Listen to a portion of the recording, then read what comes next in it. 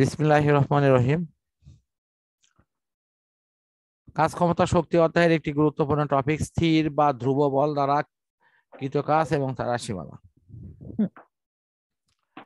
তাহলে আমাদের এখানে স্থির মানের বল মানে এমন ধ্রুব বল যে এর মান যেন 0.5 একক পরিমাণও চেঞ্জ না হয়।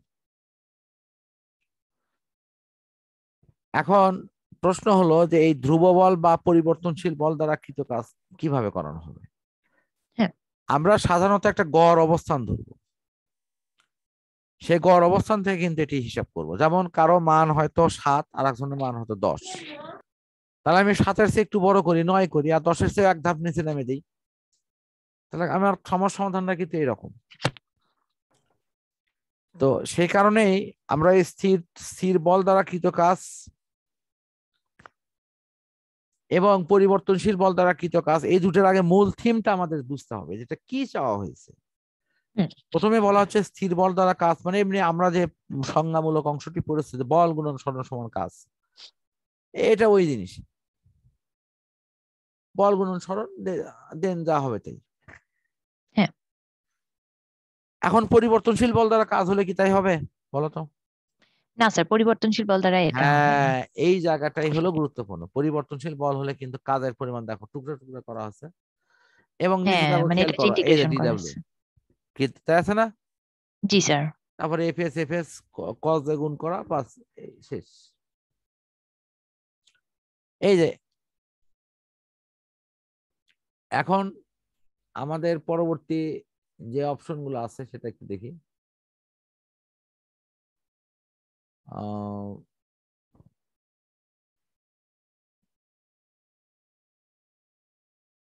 আমাদের পরবর্তী এই যে এখানে আমরা হয়তো পরবর্তী বল খুঁজতেছি, বাট এখানে ভাষাগতভাবে আসতে হলো পরিবর্তিত একটা বিশেষ অবস্থানে গিয়ে বল দ্বারা কৃত কাজ এর রাশিমালা বের করো। তো পরিবর্তিত বল দ্বারা কৃত কাজ করতে গেলে আমাদের বল পরিবর্তন হলে এখানে এই যে ওই অবস্থানের পরিবর্তনটা পরিবর্তিত হবে, ডেল আর। তো এখানে অনায়াসে কিন্তু এফএস কস থিটা তুমি লিখতে পারছো, বাট আমাদের লিমিটের ব্যবহারটাও শিখতে হবে। লিমিটের ব্যবহারের ক্ষেত্রে দেখো তো এখানে আর থেকে আর পর্যন্ত, এর অর্থ হচ্ছে তোমার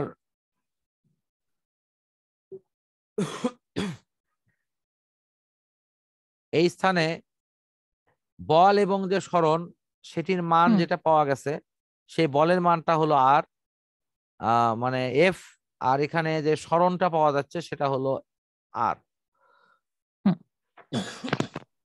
তো পথটা যদি বৃত্তাকার হয় তাহলে আর এর মানটা কিন্তু ক্রম ভেরিয়েশনে পরিবর্তনশীল হবে। সেটা কিভাবে আসবে? যদিও এটি মূল কেন্দ্রীয় অক্ষের সাপেক্ষে কিন্তু সবসময় একই মানই দেবে, বাট বাইরের দিকে যে প্রতিক্রিয়া সেটা কিন্তু এক এক জায়গায় এক এক দিকে এক এক মুখে। এই অপশন থেকে কথাটা বলতেছি।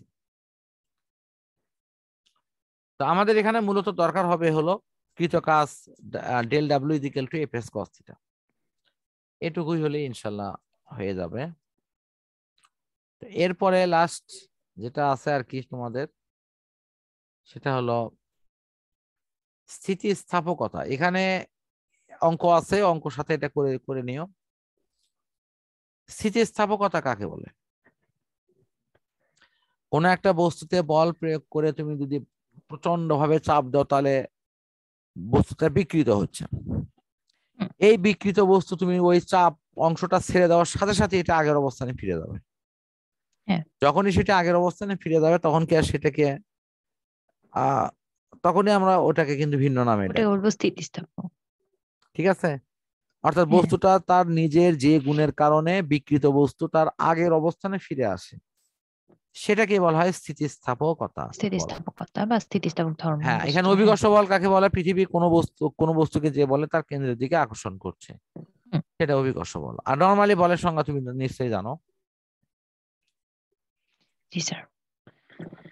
এখন আমাদের এখানে যেটা আছে, এখানে প্রয়োজনীয় অন্যান্য অপশন গুলো সব আছেই আর কি। তো আমাদের দরকার কি? গতিশক্তির ইকুয়েশন হাফ mv স্কয়ার, স্থিতিশক্তির ইকুয়েশন mgh। নরমালি যে ইকুয়েশন গুলো আছে স্প্রিং এর ক্ষেত্রে বলের পরিমাণ হলো -kx বা mx, মাইনাস চিহ্ন আছে। আর গতিশক্তির ক্ষেত্রে আমরা হাফ mv স্কয়ার বা একটা গতিশীল যদি ইয়ে থাকে মানে অপশন থাকে, তাহলে কিন্তু সেটি অনায়াসে কিন্তু ইয়ে করা যাবে। যেমন এখানে দেখো লেখা আছে বিভব শক্তি U is equal to half K X square. এটি কখন লেখা যাবে? যখন আমাদের দেখানো যাবে যে গতিশক্তির বিভব শক্তিতে একই শক্তি, যদিও সেটা কিন্তু একই শক্তি, ভিন্ন ভিন্ন রূপে দেখানো হয়। স্যার এটা দেখানো যায়। হ্যাঁ হ্যাঁ, এইটাই আজকে আমরা লাস্ট পর্যায়ে ইনশাল্লাহ চলে আসছি। গাণিতিক অংশটা এখন কথা বলবো না, সেটা হলো এই জায়গায় একটু দেখো, এটা মনে হয় শুরু করা হয়েছে অভিকর্ষ বল দ্বারা কাজ সম্পূর্ণ করা। এই অভিকর্ষ বলের কাজ দেখেই আমার ইনশাল্লাহ আজকে কার্যক্রমটা শেষ করব। এখানে দেখো একটা বস্তুকে অসীম থেকে বক্রতার কেন্দ্রের মধ্যে আনতে হবে। একটা বস্তু যদি অনেক বাইরে থাকে তাকে একটা নির্দিষ্ট পজিশন মতো অবস্থানে নিয়ে আসতে হবে। দেন এখানে কিন্তু তুমি ফুলফিল যে চিত্রটি নেওয়ার জন্য এটা করছো সেটা কিন্তু হবে, নতুবা এটি সারাদিন ধরে ট্রাই করলেও কিন্তু এখানে কোনো কাজ করে এটাকে মানে ঠিক করা যাচ্ছে না। এখন প্রশ্ন হলো যে আমরা এখান থেকে কি করব? শুধু ইকুয়েশনটা দরকার। তো অভিকর্ষ বলের দ্বারা কৃত কাজের ইকুয়েশন কি? বলে আমরা ইকুয়েশনটি লিখবো এবং আমাদের কাজটি হয়ে যাবে।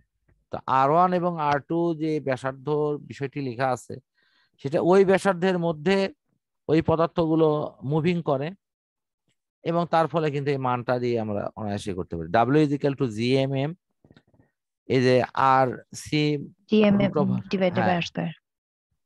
এই যে বিষয়টি দেওয়া আছে এটা কিন্তু খালি অবস্থান থেকে দুই অবস্থানের মধ্যে দূরত্ব বের করে এটা উল্টা করে নিলেই হয়ে যাবে। এই মোটামুটি আমাদের আজকের কার্যক্রম। এখানে মনে হয় এর একটা অঙ্ক দেওয়া আছে, দেখো মানে সাথে সাথে ওই নিয়মের একটা অঙ্ক করলে হয় কি যে সূত্রে কোনো গ্যাপ থাকলে বা জানার গ্যাপ থাকলেও এটি কিন্তু ক্লিয়ার হয়ে যায়। তো আমরা মোটামুটি এটা ইনশাল্লাহ শেষ করছি।